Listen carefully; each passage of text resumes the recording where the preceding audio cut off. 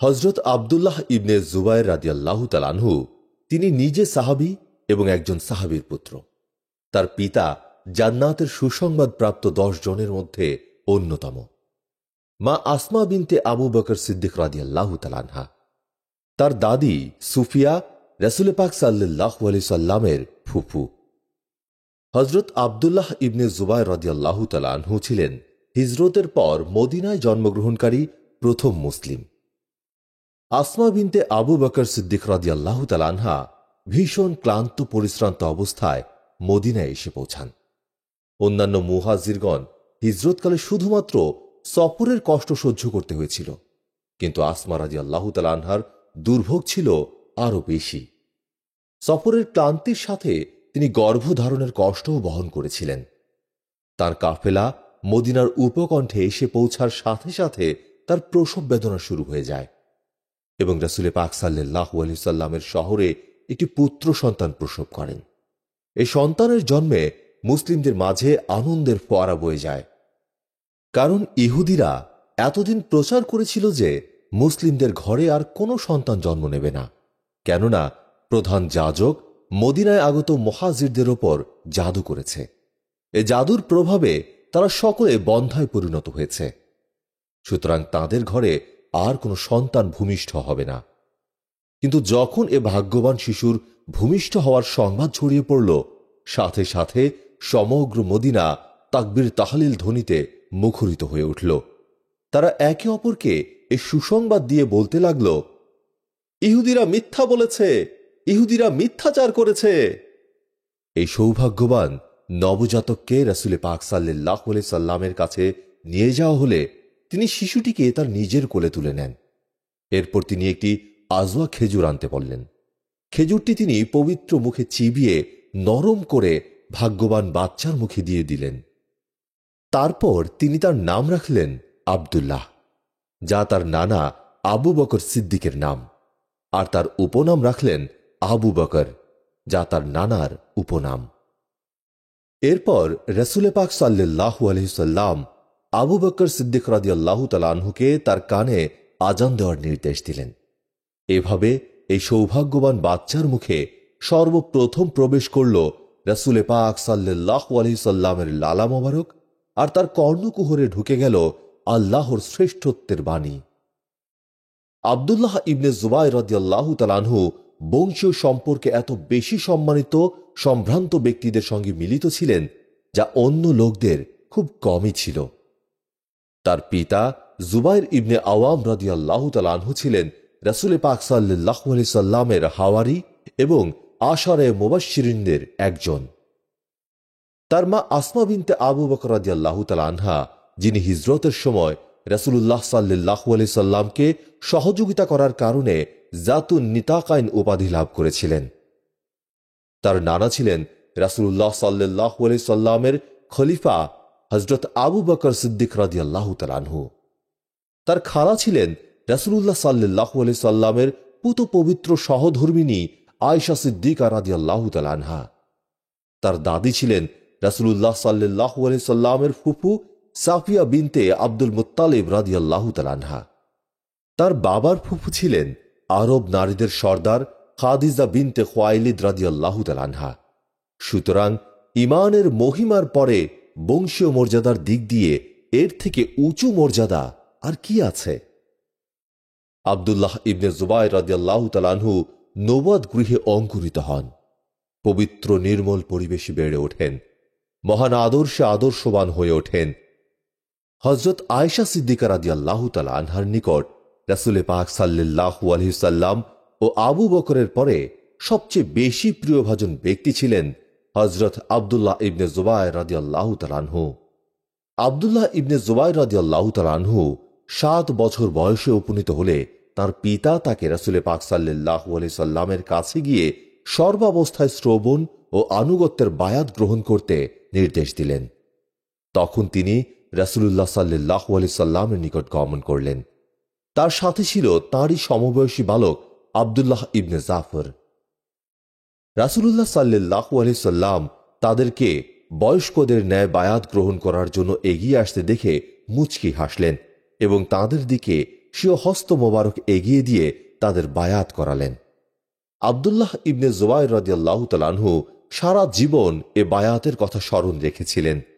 তিনি তার প্রতিটি কাজ এ বায়াত অনুসারে করতেন। তিনি তার সন্তানদেরকেও রাসূল পাক সাল্লাল্লাহু আলাইহি সাল্লামের নির্দেশ মোতাবেক চলার আদেশ করতেন। একদিন তিনি তার এক সন্তানকে দেরিতে বাড়ি ফিরতে দেখলেন।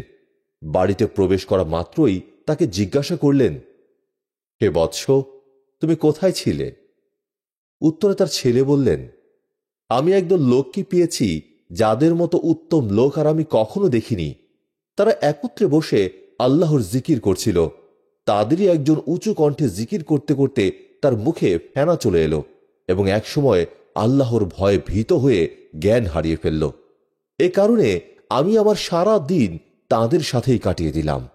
হযরত আব্দুল্লাহ ইবনে জুবাইর রাদিয়াল্লাহু তাআলা আনহু বললেন, হে বৎস, তুমি এরপর আর কখনো তাদের সাথে বসবে না, কেননা আমি রাসূল পাক সাল্লাল্লাহু আলাইহি সাল্লামকে কোরআন তেলাওয়াত ও জিকির করতে দেখেছি, যে জিকির ছিল অত্যধিক খাঁটি ও অতি উত্তম।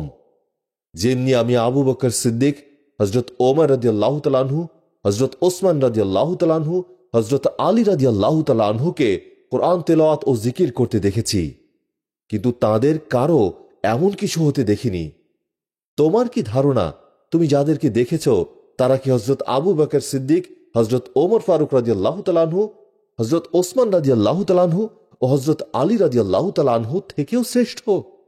আব্দুল্লাহ ইবনে জুবাইর রাদিয়াল্লাহু তাআলা আনহু যেভাবে নিজেকে তাকওয়া ও পরহেজগারিতে পরিপূর্ণ করেছেন, সেভাবেই তিনি নিজেকে সমর যোদ্ধা হিসেবেও গড়ে তুলেছেন। তার পিতা তাকে যুদ্ধ বিগ্রহে অংশগ্রহণের ব্যাপারে খুব বেশি উৎসাহিত করতেন। তিনি তাকে দূর দেশে নিয়ে যেতেন কেবল যুদ্ধে অংশগ্রহণ আর লড়াই প্রত্যক্ষ করার জন্য। এমনকি ইয়ারমুকের যুদ্ধে তাকে সঙ্গে করে নিয়ে গিয়েছিলেন। তার জন্য একটি শক্তিশালী ও দ্রুতগামী সাওয়ার নির্ধারণ করে দিয়েছিলেন, যার কারণে আব্দুল্লাহ ইবনে জুবাইর রাদিয়াল্লাহু তাআলা আনহু ইসলামের ইতিহাসের বড় একটি যুদ্ধ খুব কাছ থেকে দেখার সৌভাগ্য অর্জন করেন। রণক্ষেত্রে মুসলিম বাহিনীর বীরত্ব, ক্ষিপ্রতা অবলোকন করেন তিনি। জয় পরাজয়ের সাথে পরিচিত হয়েছেন। এতে তিনি ধীরে ধীরে একজন মহান যোদ্ধা হিসেবে গড়ে ওঠেন, যেভাবে তিনি একজন নিরলস ইবাদতকারী।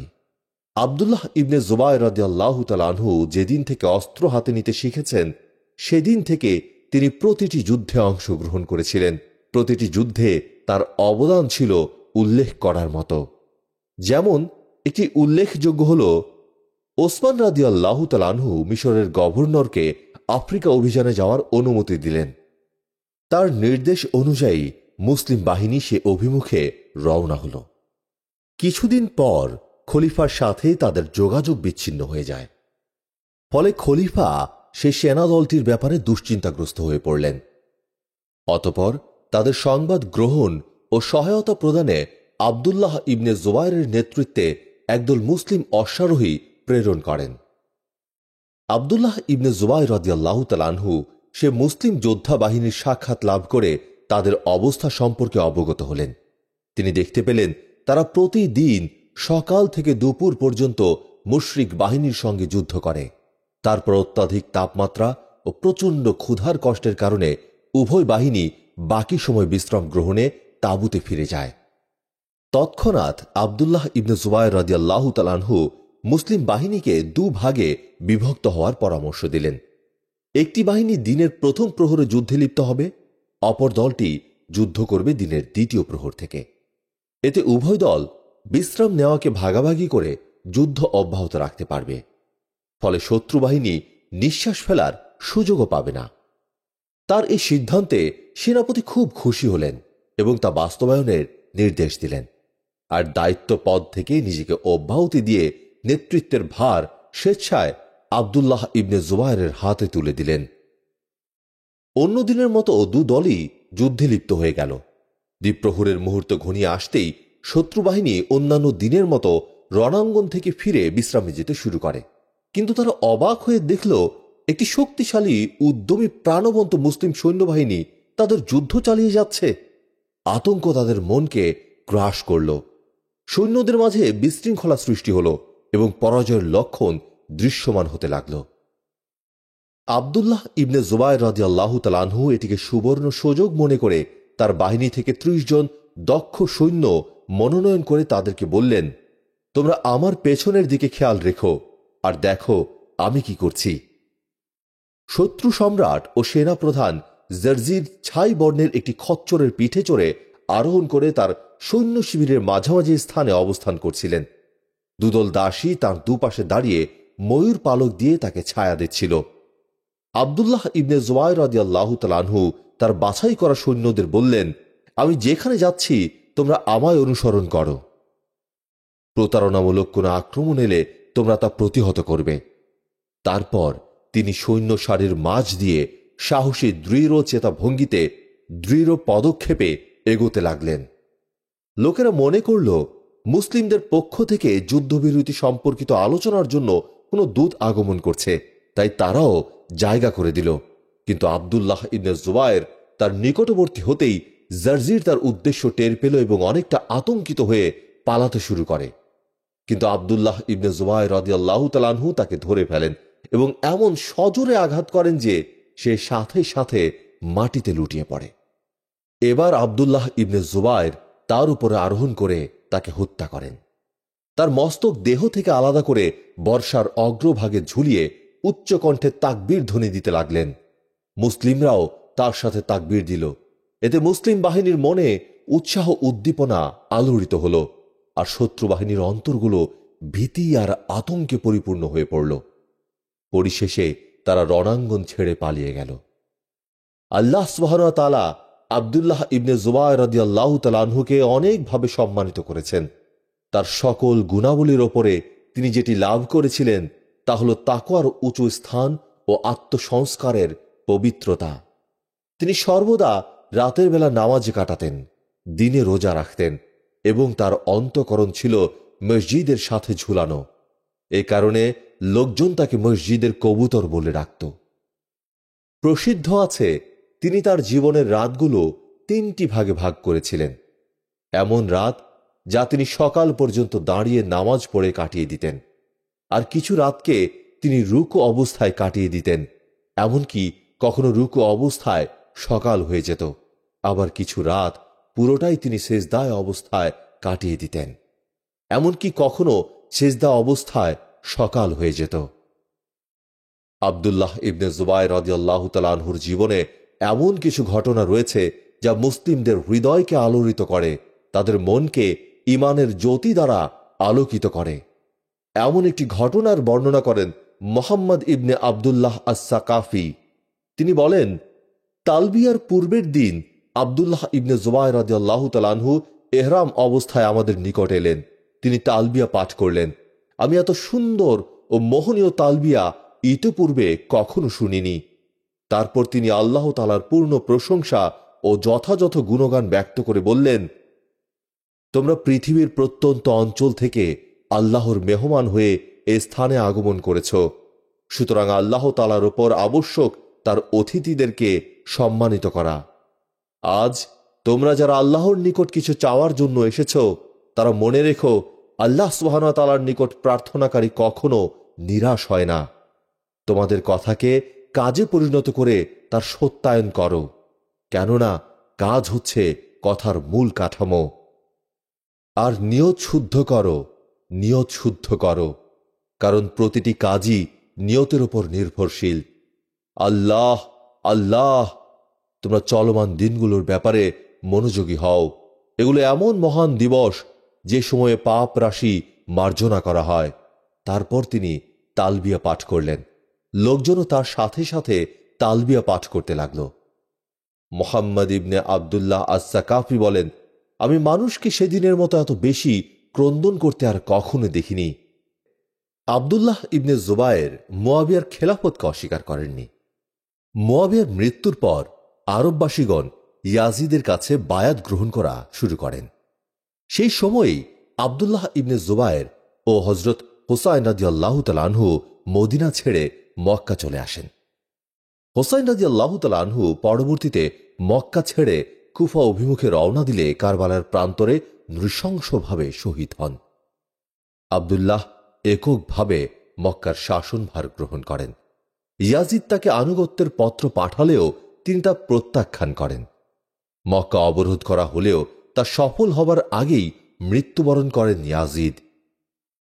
কয়েক বছরের মধ্যে ইয়াজিদ এবং দ্বিতীয় মুয়াবিয়ার মৃত্যুতে গোটা মুসলিম খেলাফত হযরত আব্দুল্লাহ ইবনে জুবায়েরের হাতে বায়াত গ্রহণ করে।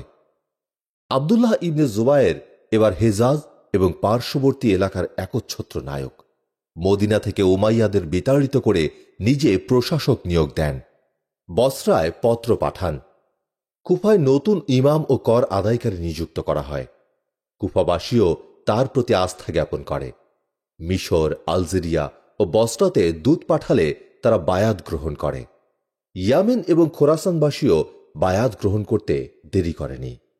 মুয়াবিয়া ইবনে ইয়াজিদ বা দ্বিতীয় মুয়াবিয়া মৃত্যুর আগে দামেশকে আব্দুল্লাহ ইবনে জুবায়েরের জন্য জনগণের পক্ষে বায়াত গ্রহণের শপথ নিয়েছিলেন। দামেশকবাসী দাহ্হাক ইবনে কায়েস রাদিয়াল্লাহু তাআলা আনহুকে দায়িত্ব দিয়েছিল একটা সিদ্ধান্ত নেয়ার জন্য। তিনিও মনস্থির করলেন আব্দুল্লাহ ইবনে জুবায়েরের হাতে বায়াত গ্রহণের। এদিকে শামের অধিকাংশ গভর্নর তার প্রতি আনুগত্য দেখায়। উমাইয়া পরিবারের অন্যতম পুরুষ মারওয়ান ইবনে আবুল হাকামও বায়াতের জন্য রওনা হন, কিন্তু বিপত্তি ঘটে পথে কারবালা হত্যাকাণ্ডের প্রধান কুশীলব ওবায়দুল্লাহ ইবনে জিয়াদের সাথে দেখা হয়ে। ওবায়দুল্লাহ ভীত ছিল, যদি আব্দুল্লাহ ইবনে জুবায়ের মসনদে আসিন হয় এবং ঐক্যমত প্রতিষ্ঠিত হয় তবে কারবালায় হত্যাকাণ্ডের দায়ে তাকে কাঠগড়ায় দাঁড়াতে হবে। ফলে মারওয়ানের হাত ধরে বায়াত গ্রহণ করে তাকে খলিফা হতে প্ররোচিত করে সে। এর মধ্য দিয়ে কেবল মারওয়ানের মনই বদলায় না, বদলে যায় ক্ষমতার সমীকরণ। আদ-দাহ্হাক রাদিয়াল্লাহু তাআলা আনহু আব্দুল্লাহ ইবনে জুবায়েরের হাতে বায়াত গ্রহণের সিদ্ধান্ত নিয়েছিলেন। ফলে মারওয়ানের সাথে সংঘর্ষ অনিবার্য হয়ে পড়ে। ৬৫ হিজরিতে শামের মারজ রাহিতে ২৯ দিন ব্যাপী ভয়াবহ যুদ্ধ সংঘটিত হয়। শেষ অবধি প্রতারণার মাধ্যমে পরাজিত করা হয় দাহ্হাকের বাহিনীকে। নিহত হন দাহ্হাক নিজে। শীঘ্রই শামে কর্তৃত্ব প্রতিষ্ঠা করতে সক্ষম হন মারওয়ান, কিন্তু স্থায়ী হতে পারেননি। তার মৃত্যুর পর পুত্র আব্দুল মালিকের হাতেই শামবাসী বায়াত গ্রহণ করে। চলতে থাকে দীর্ঘ সংঘাত। আব্দুল মালিক ৭১ হিজরি নাগাদ পুরো ইরাকের ওপর কর্তৃত্ব কায়েম করতে সক্ষম হন। বাকি থাকে কেবল হেজাজ অঞ্চল। এবার তাই ইরাকের গভর্নর হাজ্জাজ বিন ইউসুফকে মক্কা অবরোধের নির্দেশ দিল। নিষ্ঠুরতার জন্য সমালোচিত হাজ্জাজ ৫টা মনজানিক নিয়ে হাজির হন। বন্ধ করে দেয় মক্কার বাইরে থেকে রসদ সামগ্রী আগমনের পথ। রসদ আটকে দেওয়ায় অবরুদ্ধরা জমজমের পানি পান করতে থাকে। মনজানিকের আঘাত গিয়ে পৌঁছায় কাবা অবধি। আব্দুল্লাহ ইবনে জুবায়েরের পক্ষের বহু মানুষ নিহত হয়। বাকিরা আস্তে আস্তে সরে পড়তে থাকে। কেবল থাকে তার মা আসমা রাদিয়াল্লাহু তাআলা আনহা, একাকী সঙ্গীহীন পুত্রের বুকে ভরসা হয়ে। হাজ্জাজের গোলার আঘাতে কাবার দেয়ালগুলো নষ্ট হয়ে গিয়েছিল। সেই অবরোধের সময়ই আব্দুল্লাহ কাবা ঘরকে ইব্রাহিমের ভিত্তির ওপর পুনর্নির্মাণ করেন। বাস্তবায়ন করেন একসময় যে ইচ্ছার কথা রাসূল পাক সাল্লাল্লাহু আলাইহি সাল্লাম আয়েশা সিদ্দিকা রাদিয়াল্লাহু তাআলা আনহাকে বলেছিলেন, তোমার কওমের লোকেরা যদি নও-মুসলিম না হতো তাহলে আমি কাবাকে ভেঙে ফেলতাম, হাতিমকে কাবার ভেতরে ঢুকিয়ে দিতাম এবং ২টি দরজা করতাম, একটি পূর্ব দিকে আরেকটা পশ্চিম দিকে। একটা দিয়ে মানুষ ঢুকত আর অন্যটা দিয়ে বের হতো। পরবর্তীতে হাজ্জাজ বিন ইউসুফ যখন আব্দুল্লাহর কাছ থেকে মক্কা দখল করে নেয় তখন হাতিমকে আবার আগের মতো বাইরে বের করে দেয়া হয়। দীর্ঘদিন অবরুদ্ধ থেকে প্রায় সকলেই হত্যদম হয়ে ত্যাগ করেছিল আব্দুল্লাহর পক্ষ। আব্দুল্লাহ ইবনে জুবায়েরের মা আসমা রাদিয়াল্লাহু তাআলা আনহার কাছে উপস্থিত হয়ে আব্দুল্লাহ বললেন, আম্মা, সকলে আমাকে ছেড়ে চলে গেছে। আমার 2 পুত্র এবং আত্মীয়রাও আমার কাছে নেই। সীমিত যে কয়জন আমার সঙ্গে আছে তাদের নিয়ে টিকে থাকা সম্ভব না। আমি যদি পার্থিব কিছুর বিনিময়ে খেলাফত ত্যাগ করি তবে তারা তা আমাকে দিতে প্রস্তুত। এ বিষয়ে আপনার কি মত? আল্লাহর শপথ, নিজের কর্তব্য ও করণীয় তুমি ভালো করেই জানো। যদি বিশ্বাস থাকে সত্য ও ন্যায়ের পথে আছো, তবে এই পথেই অটল ও অবিচল থাকবে। ন্যায়ের পথেই তোমার সঙ্গীরা শহীদ হয়েছে। বনু উমাইয়ার দাসদের তোমাকে নিয়ে খেলার সুযোগ দিও না। আর যদি পার্থিব সম্পদ কামনা করে থাকো, তাহলে তুমি অতি নিকৃষ্ট দাস। নিজেকেও ধ্বংস করেছ সঙ্গীদেরকে। আর যদি মনে করো আমি তো হকের পথেই ছিলাম, সঙ্গীগণ হীনবল হয়ে পড়ায় দুর্বল হয়ে পড়েছি, তাহলে বলবো এটা বীরের ধর্ম না, ধার্মিকের নীতি না। চিরদিন বেঁচে থাকতে পারবে? শাহাদাতি কি শ্রেয় না? উত্তরে আব্দুল্লাহ ইবনে জুবায়ের বললেন, আম্মা, আমার আশঙ্কা হয় শামের সৈন্যরা আমাকে হত্যা করার পর লাশ বিকৃত করে ফেলবে। উত্তরে তার আম্মা বললেন, বেটা, মেষ জবাই করার পর চামড়া ছিলে ফেললে তার কষ্ট হয় না। আব্দুল্লাহ ইবনে জুবায়ের মায়ের কপালে চুমু খেলেন এবং বললেন, এটাই আমার সিদ্ধান্ত। আজকের দিন অবধি আমি সত্যের দিকে আহ্বান করেছি, কখনো দুনিয়ার প্রতি ঝুঁকে পড়িনি, ভালোবাসিনি পার্থিব জীবনকে। আমার জীবদ্দশায় আল্লাহর দিন লঙ্ঘিত হচ্ছে, আমি কি করে মেনে নেব? এজন্যই আমি বিদ্রোহ করেছি। আমি আপনার মতামত জানতে চাচ্ছিলাম। আম্মা, আজই আমি শহীদ হতে যাচ্ছি, আপনার কষ্ট যেন বৃদ্ধি না পায়। আসমা রাদিয়াল্লাহু তাআলা আনহা প্রাণ ভরে দোয়া করলেন, আর বিদায় নিয়ে আব্দুল্লাহ ইবনে জুবায়ের দাঁড়ালেন প্রতিপক্ষের বিরুদ্ধে, যুদ্ধ করলেন বীরের ন্যায়। তার শাহাদাতের খবরে শামের যোদ্ধারা উল্লাসে ফেটে পড়ে, মুহুর্মুহু দিতে থাকে তাকবীর। শুনে আব্দুল্লাহ ইবনে ওমর রাদিয়াল্লাহু তাআলা আনহু মন্তব্য করেছিলেন, তার জন্মগ্রহণের সংবাদে তাকবীর প্রদানকারীরা তার মৃত্যু সংবাদে তাকবীর প্রদানকারীদের চেয়ে শ্রেষ্ঠ। আসলে তিনি ইঙ্গিত করেছিলেন মদিনায় জুবায়েরের জন্মের সময় সাহাবীদের দেওয়া তাকবীর ধ্বনির দিকে। হাজ্জাজ বিন ইউসুফ নিজের ক্ষোভ চরিতার্থ করতে আব্দুল্লাহ ইবনে জুবায়েরের মৃতদেহকে শুলে চড়ায়। বার্তাবাহক পাঠিয়ে আসমা রাদিয়াল্লাহু তাআলা আনহাকে দেখতে ডেকে পাঠায়। শোকাহত মা আসতে অস্বীকৃতি জানালে হাজ্জাজ নিজেই গিয়ে হাজির হয় তার সামনে। কটাক্ষ করে বলে, দেখলেন আল্লাহ কিভাবে সত্যকে বিজয়ী করেন? উত্তরে আব্দুল্লাহ ইবনে জুবায়েরের মা বললেন, কখনো কখনো ন্যায় ও ন্যায়ের পথিকদের বিরুদ্ধে অন্যায়কে সাময়িক বিজয় দান করা হয়। উত্তরে হাজ্জাজ বলল, আমি আল্লাহর শত্রুদের কিভাবে পরাজিত করেছি দেখেছেন? উত্তরে জুবায়েরের মা বললেন, আমি তো দেখছি তুমি আমার ছেলের দুনিয়া শেষ করেছ, সে তোমার আখিরাত। আব্দুল্লাহ ইবনে জুবায়ের একজন প্রখ্যাত সাহাবী ছিলেন।